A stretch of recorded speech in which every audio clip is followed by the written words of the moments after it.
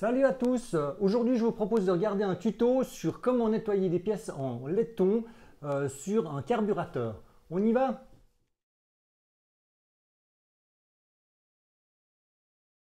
J'ai choisi une sélection de pièces en laiton à nettoyer que j'ai pris sur ce carburateur Weber, comme par exemple ici une vis d'alimentation d'essence avec son tamis, un porte-gicleur avec toujours son gicleur dessus, un tube de pompe de reprise ou de circuit de démarrage. Je ne sais pas exactement encore à quoi servent chacune des pièces parce que je n'ai pas analysé les circuits du carburateur. Et puis ici, on a un tube d'ajutage. Alors, j'ai pris les mêmes pièces que j'ai nettoyées et on va pouvoir comparer. Donc ici, on a justement cette vis avec son tamis. Et on peut voir qu'en fait, le tamis est parfaitement propre. Et puis que la vis est également toute propre. Le porte-gicleur avec son gicleur, sur celui-ci j'ai démonté le gicleur, j'ai pu le désolidariser sans trop de soucis. Alors ces gicleurs avaient été démontés précédemment, ils sont pleins de marques, je ne suis même pas sûr qu'ils soient encore calibrés parce que s'ils ont été nettoyés avec un fil de fer ou autre, eh bien ils ne sont plus calibrés. Le tube d'ajutage, le sale, le propre, après nettoyage. Et maintenant ce fameux tube qui doit gicler de l'essence dans le venturi. Le but de cette opération, c'est principalement de rendre les pièces utilisables, de les rendre propres, agréables à l'œil également, mais aussi d'enlever à l'intérieur les dépôts éventuels qui pourraient encore subsister, et puis les grosses traces d'oxydation. Pour certaines pièces, comme les personnes qui les ont démontées avant étaient peut-être pas très scrupuleuses, eh bien elles ont fait pas mal de marques dessus. Donc le but c'était également d'enlever les marques, de les amoindrir. S'il y avait des bavures, c'était d'enlever les bavures de façon à ne pas se blesser si on passe à proximité ou pas s'accrocher, et puis de faire qu'on arrive à utiliser à nouveau des outils de façon correcte pour les démonter ou les remonter. Le but, c'est pas non plus d'avoir des pièces neuves, sinon je rachèterais des pièces neuves. Parce que sinon on perd en authenticité, et puis sur des moteurs qui ont un certain âge, eh bien c'est toujours un petit peu dommage de perdre justement tout le vécu du moteur qui est dû à toutes ces petites griffures, à toutes ces petites marques qu'on retrouve sur les pièces. Donc finalement d'avoir des pièces qui sont neuves font que la voiture petit à petit va perdre son caractère. Par exemple, ce bouchon en laiton que j'ai également démonté sur ce carburateur fait parfaitement son travail parce qu'il est parfaitement en état de fonctionner. Par contre, au niveau esthétique, eh bien, il y a pas mal de marques qui sont dues à un démontage précédent par une personne qui était peu scrupuleuse, et je trouve que ces marques-là, par contre, ne rajoutent pas au caractère, mais par contre, elles vont plutôt donner un aspect négligé à tout le montage. Donc, dans une prochaine vidéo, je vais faire en sorte de remettre ce bouchon en état, parce que ce bouchon-là n'est plus disponible dans le commerce, et à moins d'avoir quelqu'un qui est capable de nous le faire avec un atelier mécanique, eh bien c'est une pièce qu'on ne pourra plus avoir. Pour nettoyer ces pièces, on va utiliser un chalumeau, un récipient avec du vinaigre ménager et du sel de cuisine, du tissu abrasif. Et puis pour finaliser le nettoyage, eh bien, on va utiliser du Metarex, qui est en fait une ouate à polir qui contient des produits pour nettoyer tout ce qui est laiton, cuivre et également aluminium. La première chose à faire, c'est de regarder comment sont constituées ces pièces. On peut voir que celle-ci est faite en deux parties, et puis qu'il y a une partie qui est brasée sur l'autre avec de l'étain. Donc celle-ci ne doit absolument pas être chauffée. Les autres parties, par contre, sont toutes en une ou deux pièces montées mécaniquement, par exemple vissées, et elles permettent en fait d'être chauffées modérément, bien entendu, pour pouvoir éliminer toute trace de gras et certains autres résidus pour ensuite être plongés dans le vinaigre. Le tamis, par exemple, doit être chauffé, mais avec beaucoup de précaution, parce qu'en fait, comme le fil du tamis est extrêmement fin, eh bien, il va monter très très rapidement en température.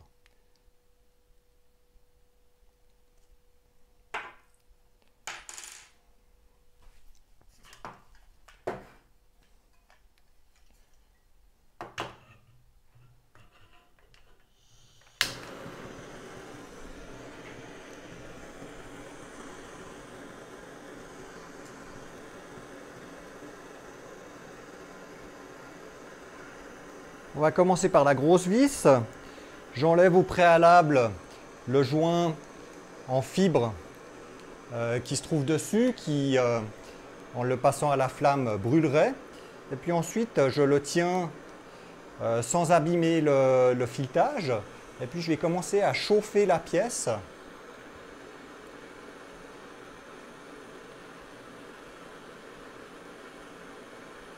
Simplement pour brûler un petit peu les dépôts de gras qui se trouvent dessus.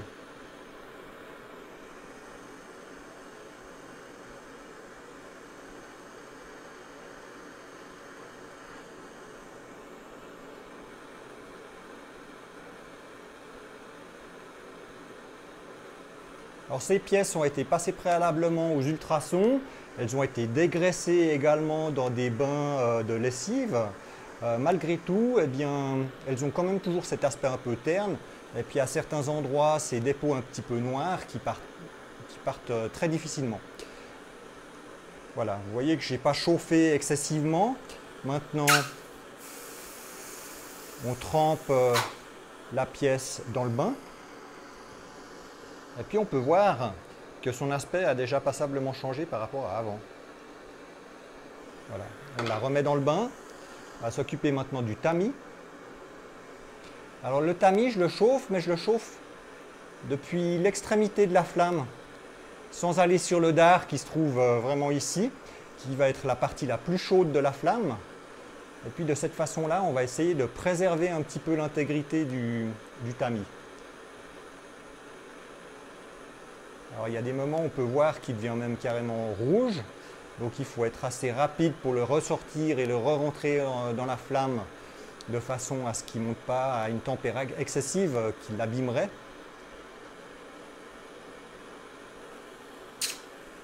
Voilà, une première fois.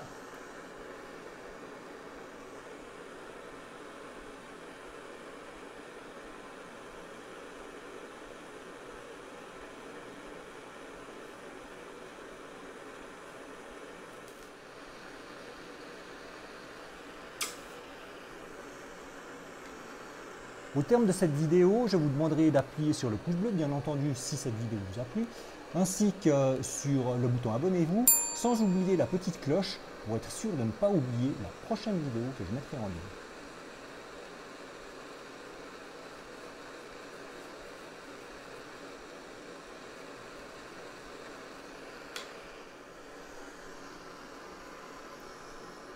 Alors, on peut voir une couleur rosée qui apparaît.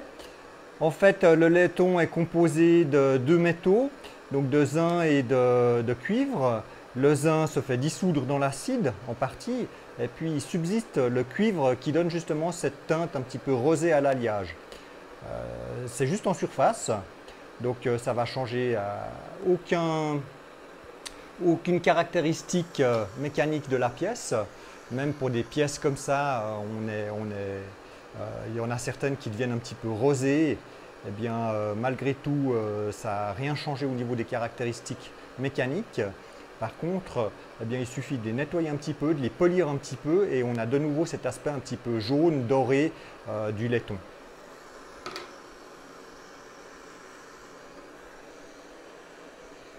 Alors, on va passer maintenant à ce porte-gicleur avec son gicleur.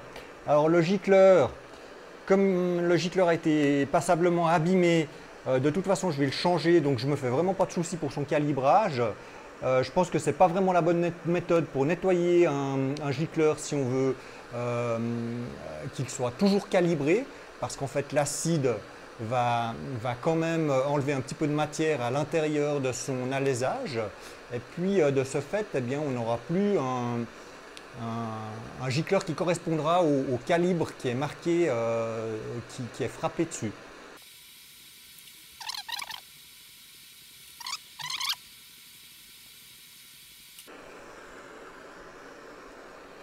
Voilà. On peut voir même qu'au fond du filetage, eh bien, on commence à être propre. Maintenant, on va le laisser tremper un petit moment. Et puis de cette façon-là, eh bien, la pièce sera complètement propre d'ici quelques minutes. Alors l'ajoutage, le tube d'ajoutage est aussi calibré normalement. Donc on va chauffer ça modérément de façon à ne pas trop le déformer. Et puis également, on va le tremper dans le vinaigre.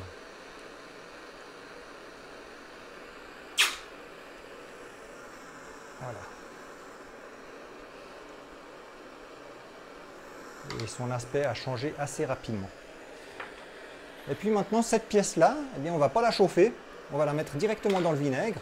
Le vinaigre est monté un petit peu en température par le biais des autres pièces qui ont été chauffées. Et puis ça nous permet en fait d'avoir une action qui est un petit peu plus... ça permet au vinaigre d'avoir une action un petit peu plus dense. Donc cette pièce-là sera nettoyée simplement par l'action du vinaigre. Et puis par le fait de sa température, la pièce va se nettoyer un tout petit peu plus rapidement.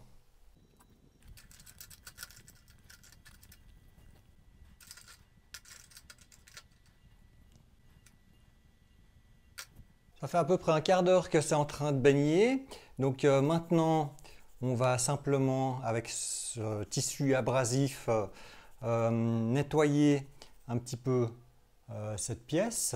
Donc on voit que tout ce qui est noir et oxydation part assez facilement.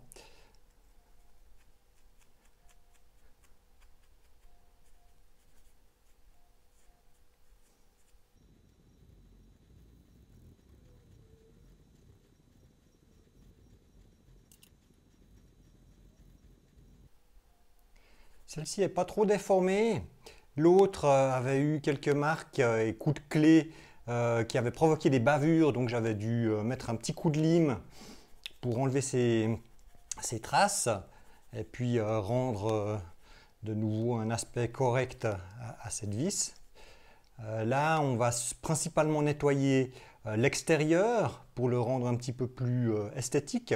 Par contre, l'intérieur, eh bien, on va juste mettre un petit coup comme ça, mais on n'a vraiment pas besoin de nettoyer plus que ce qui est nettoyé, à part s'il y a vraiment des gros dépôts à l'intérieur, ce qui n'est pas le cas ici. Celui-ci, il faudra que je démonte le gicleur de toute façon pour pouvoir nettoyer un tout petit peu à l'intérieur. On peut voir autrement que tout le reste est bien propre.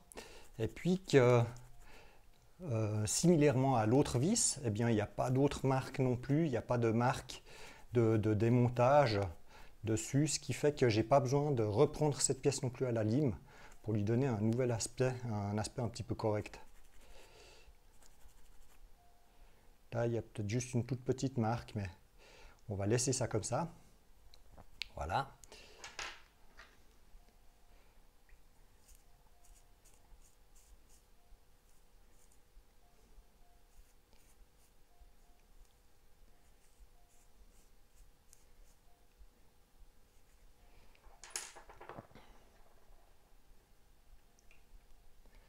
La rondelle en cuivre que je changerai.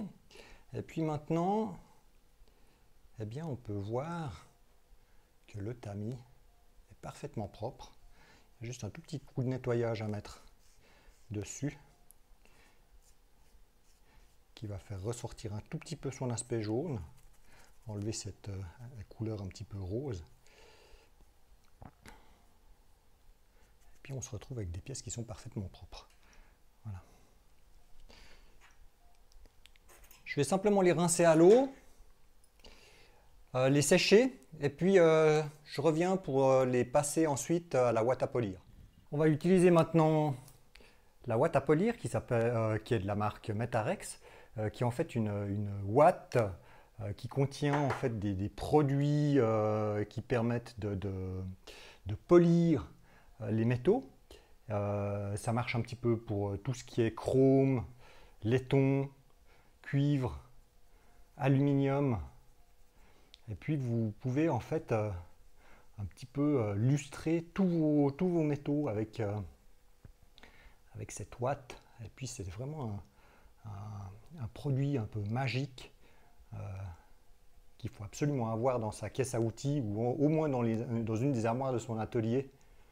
Et puis pas hésiter à sortir ça de temps en temps parce que ça permet de retrouver des aspects qui sont très sympas avec toutes les parties qui sont un petit peu polies.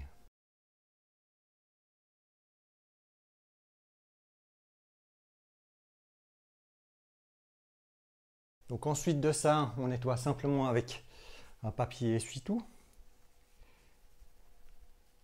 Et puis on se retrouve tout de suite avec des pièces qui sont assez vite très sympas.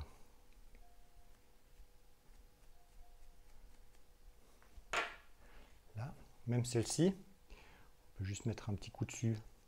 C'est vraiment pas nécessaire.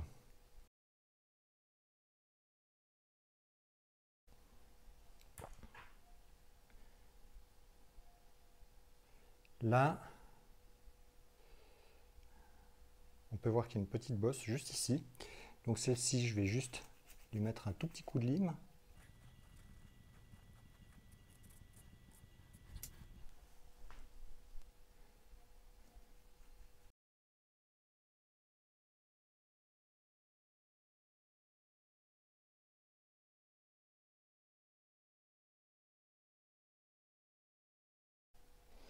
Là, on a un aspect qui est tout à fait acceptable. Et maintenant, on va passer à ce tube.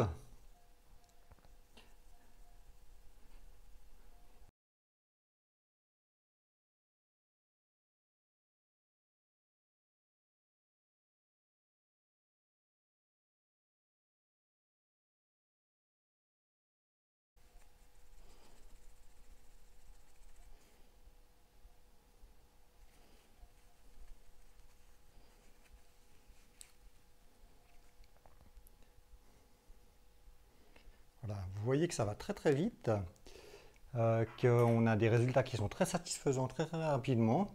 Et donc c'est vraiment très très chouette. Voilà, le tube d'émulsion, où je le fais, c'est plus pour la forme qu'autre chose, parce qu'en fait il était déjà très propre. Et puis c'est en plus de ça une pièce qu'on verra pas du tout. Donc il n'y a pas de raison qu'on la nettoie trop bien non plus. Ça ne sert pas à grand chose, à part pour le plaisir de le faire.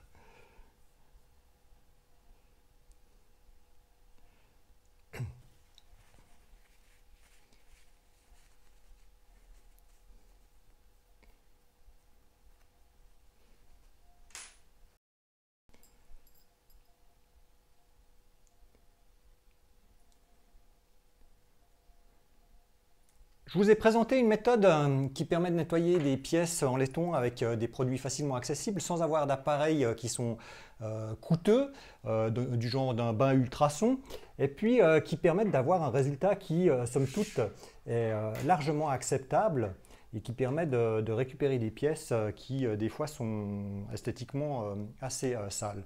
Ici, par exemple, on a encore un gicleur d'alimentation pour la pompe de reprise qui se trouve au fond d'une des deux cuves du carburateur. Et puis à l'intérieur se trouve un clapet. Donc celle-ci, eh bien, je ne la chaufferai pas. Ou alors de façon extrêmement modérée, juste pour la monter un tout petit peu en température. Disons peut-être 50-60 degrés au grand maximum pour pouvoir ensuite la tremper dans le bain de façon à activer un petit peu l'action de l'acide. De l'acidité du vinaigre, mais autrement je ne la monterai pas plus en température de façon à ne pas abîmer le clapet. Voilà.